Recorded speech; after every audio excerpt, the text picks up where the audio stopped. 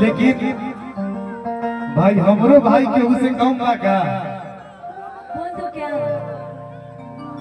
नहीं पहले मैं बोलता हूँ तब आप बोलिएगा। इनकर गुरूर जितना भी बड़ा खूबसूरती पे मुस्कुराती है तो बड़ा प्यारी लगती है। देख लीजिए ये पूरे चेहरे में पूरे पर्सनालिटी में इनका एक ही को खूबसूरत चीज है दांत। मैं दिल से मुस्कुराती हूँ, जब भी मुस्कुराती हूँ दिल से मुस्कुराती हूँ। ना मुस्कुराना भी दिल से चाहिए।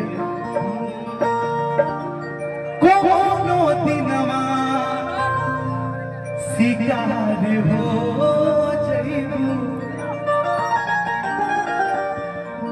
इनकर पर्सनालिटी इनकर खूबसूरती खातिर कि कोनो दिनमा शिकार हो जाइबू। हमसे मिलबू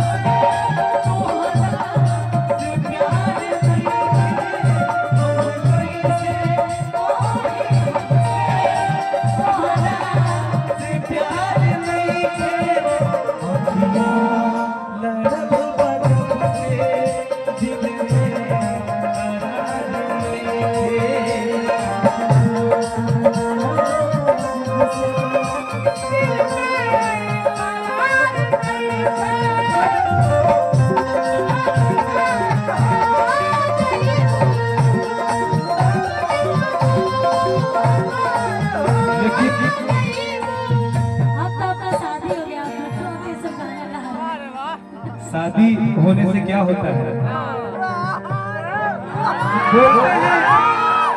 कितना बूढ़ा से क्या होला, मनवा तो जवानी में है। शादी हुआ है ठीक है, आपका भी होगा, लेकिन मैं बोलूंगी हाँ। जब से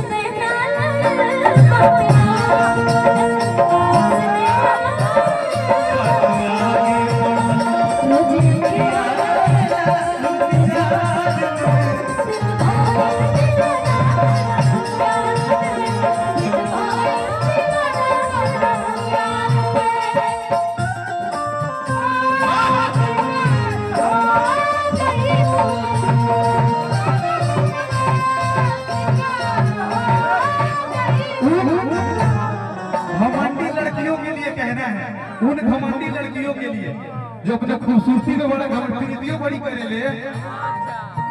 उन मत बोलिए, नाम मत के बोलिए, आप सबको कैसे बोल सकते हैं?